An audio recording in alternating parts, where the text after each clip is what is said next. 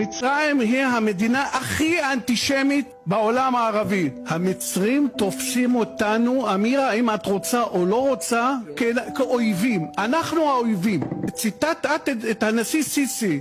למה לא ציטטת מה שאמר, עמלנה המרה ונעמלها מרה תניה? למה לא? מתי אמר את זה? לפני 6 שנים ולפני 3 שנים ולפני שנה. נשיא סיסי מתגאה שהוא כביכול ניצח אותנו, הם המצרים ניצחו אותנו ב-73 והם יעשו את זה שוב. ובאה אמירה אורון אומרת לנו את ההפך, רוצה להכניס אותנו לתוך קונספציה.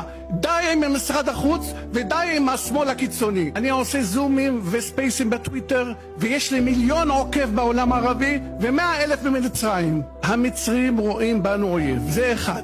התקשורת המצרית רואה בנו אל-אחתילל, הכיבוש, אל-קיאן, דולת אל-קיאן, הישות, מקללים אותנו בוקר ערב, וזה בניגוד להסכמי קמפ דיוויד. הסתה יומיומית.